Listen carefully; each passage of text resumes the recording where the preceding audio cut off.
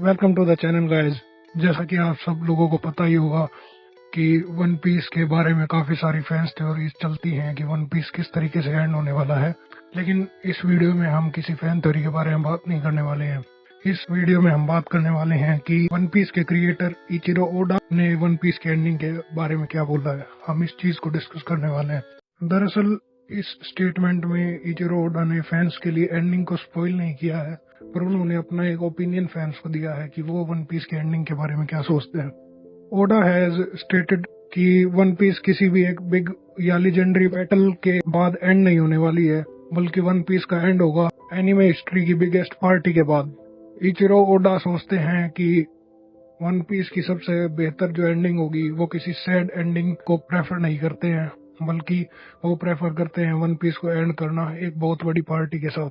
इस वीडियो में हम इसी स्टेटमेंट को डिस्कस करने वाले हैं और वीडियो को पूरा जरूर देखिएगा ताकि आप सबको भी इचिरो ओडा की स्टेटमेंट समझ आ सके।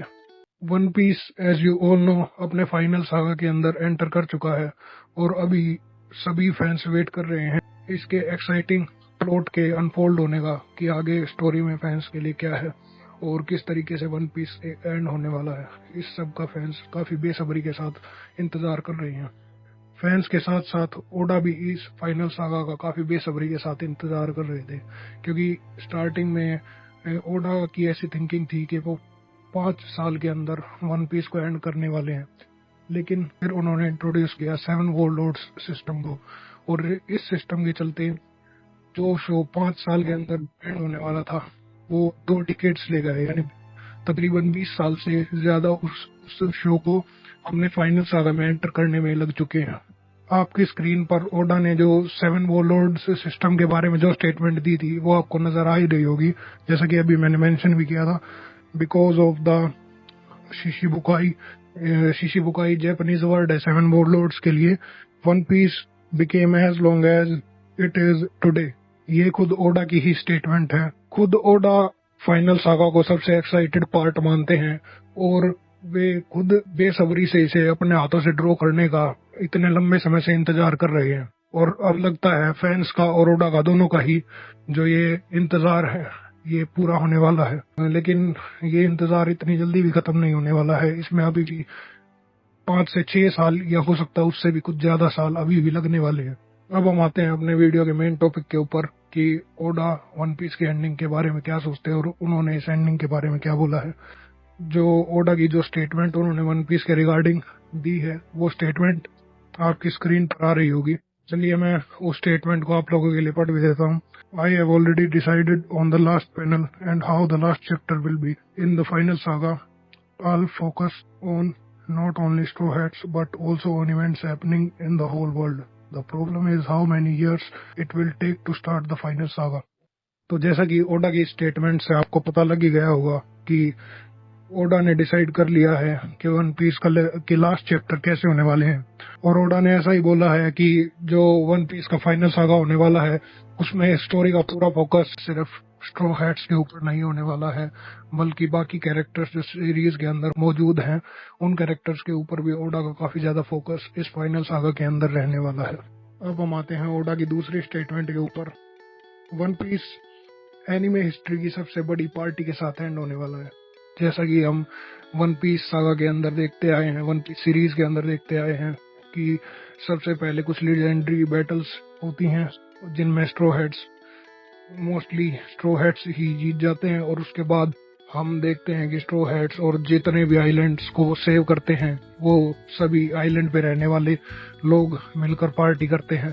तो ये ऐसा कुछ नया तो इस स्टेटमेंट के अंदर नहीं है, लेकिन इस पार्टी के अंदर हो सकता है कि सिर्फ स्ट्रो हैट्स और कुछ आइलैंड्स के लोग शामिल ना हों, बल्कि पूरा जो वन पीस का यूनिवर्स है, जो पूरा वन पीस का वर्ल्ड है इंक्लूडिंग मरीन्स, वो भी हो सकता है इस पार्टी के अंदर शामिल होने वाले हैं। जब वर्ल्ड गवर्नमेंट के साथ एक फाइनल फाइट के बाद सब कुछ जब सेटल डाउन हो जाएगा, हो सकता है तब ये सब लोग मिलकर एक ग्रैंड पार्टी करने वाले हैं। और विदाउट एनी डाउट अगर ऐसी कोई पार्टी वन पीस यूनिवर्स के अंदर होने वाली है तो इस पार्टी को थ्रो करने वाला और कोई नहीं बल्कि खुद लूफी ही होने वाला है। और अगर ऐसी कोई पार्टी होती है तो उस टाइम तक जो स्ट्रो हैट्स हैं वो भी अपने एम्बिशंस पूरे कर चुके होंगे। मे बी उस टाइम तक रेड लाइन को या फिशमैन आइलैंड को लूफी डिस्ट्रॉय कर चुका होगा, जिसकी वजह से हम देखेंगे कि सांजी का जो ओल ब्लू को फाइंड करने का ड्रीम है वो पूरा हो चुका होगा और उस टाइम तक सभी आइलैंड्स भी एक्सप्लोर किए जा चुके होंगे, जिसका मतलब है कि नामी का सबसे अच्छा जो नेविगेटर बनने का सपना है वो भी पूरा हो चुका होगा। और जो होकाई है, हो सकता है जोरो, हो सकता है नहीं, होकाई को जोरो ने हरा दिया होगा उस टाइम तक और वो वर्ल्ड का सबसे बेस्ट स्पोर्ट्समैन उस टाइम तक बन चुका होगा। और ऑब्वियसली लूफी भी पायरेट किंग तब तक बन ही चुका होगा और इन लोगों ने वन पीस को भी ढूंढ लिया होगा। अब हम डिस्कस करते हैं कि मैंने ऐसा क्यों बोला कि इस स्टोरी का कोई ट्रेजिक एंड नहीं होने वाला है, यानी कोई सैड एंडिंग इस स्टोरी की नहीं होने वाली है। दरअसल ऐसा मैंने नहीं बोला है, ऐसा खुद ओडा ने ही बोला है। अभी आपकी स्क्रीन पर उनकी स्टेटमेंट आ भी रही होगी, देखिए मैं उनकी स्टेटमेंट पढ़ता हूँ। The reason I don't want to draw scenes where people die is because I want to draw a party after the battle. If someone dies, you can't have an enjoyable party. A party is my ideal form of friendship. I want to end with one piece with a big party. यानी Voda किसी भी character की को unnecessary death series के अंदर नहीं देने वाले हैं, क्योंकि ओडा का ऐसा मानना है कि किसी भी कैरेक्टर की डेथ के बाद आप उस पार्टी को उस हद तक एंजॉय नहीं कर सकते जो आप उस कैरेक्टर के साथ एंजॉय कर सकते हैं। इसलिए किसी भी कैरेक्टर की अननेसेसरी डेथ नहीं होने वाली है। अननेसेसरी मैं इसलिए बोल रहा हूँ क्योंकि इस सीरीज के अंदर हमने देखा था कि सबसे शॉकिंग डेथ जो हमारे सामने अब तक आई है वो थी एस की डेथ। पर एस की डेथ उस आर्क के हिसाब से और पूरी स्टोरी के हिसाब से नेसेसरी थी, क्योंकि एस की डेथ के बाद ही हम लोगों ने देखा कि जो स्ट्रो हैट्स के कैरेक्टर्स है वो काफी ज्यादा ग्रो करते हैं और उनका जो पावर लेवल है वो काफी ज्यादा एस के जाने के बाद इंक्रीज होता है। और जो लूफी के जो पावर लेवल्स है, जो लूफी गियर 5 अटेन करता है, वो भी काफी ज्यादा इन्फ्लुएंस है एस की डेथ के बाद से। जो ट्रोमा एस की डेथ के बाद स्ट्रो हैट्स और मेनली लूफी फील करता है, उसी के कारण हम देखते हैं कि उनके पावर लेवल्स में इतना डिफरेंस है।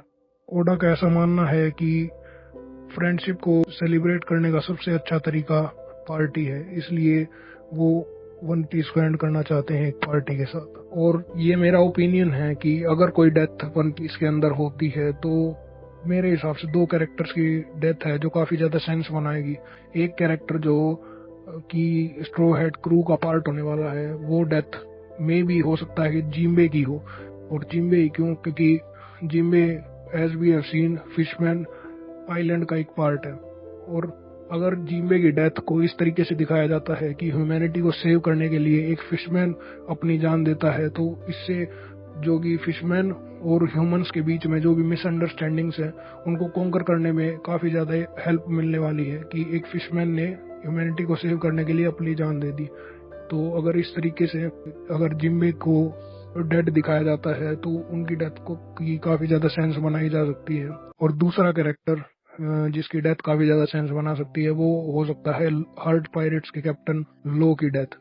अब लो की डेथ क्यों सेंस बनाएगी? क्योंकि हमने लो के डेविल फ्रूट की एक एबिलिटी के बारे में सीरीज के अंदर मेली ड्रेस रोसा आर्क के अंदर देखा था, और इचिरो ओडा किसी भी डेविल फ्रूट की एबिलिटी को ऐसे ही मेंशन नहीं करते हैं, उसका एक पर्पस होता है। और उन्होंने लो के डेविल फ्रूट की एबिलिटी को मेंशन किया था कि वो अपनी जान देकर किसी और को इमोर्टल बना सकता है। तो हो सकता है कि फाइनल वॉर के अंदर लूफी की जान बचाने के लिए लो अपने डेविल फ्रूट की इस एबिलिटी का इस्तेमाल करे और अपनी जान देकर लूफी को इमोर्टल बना दे, ताकि लूफी इस पूरी सिचुएशन को हैंडल कर सके और जो थिंग्स है वो सेटल डाउन हो सके। ऑल्दो ये जो दोनों डेथ्स मैंने मेंशन की है ये मेरा पर्सनल ओपिनियन है, आप इसके बारे में क्या सोचते हैं वो आप कमेंट सेक्शन में बता सकते हैं। इसके साथ साथ आज की वीडियो का आखिरी पॉइंट, जो कि काफी सारे फैंस को ऑलरेडी पता है कि ऐसा कुछ होने वाला है, वो होगा कि अपने अपने एम्बिशंस और ड्रीम पूरा करने के बाद वन पीस के जो भी कैरेक्टर्स है और मेनली जो स्ट्रो हैट पायरेट्स के जो कैरेक्टर हैं वो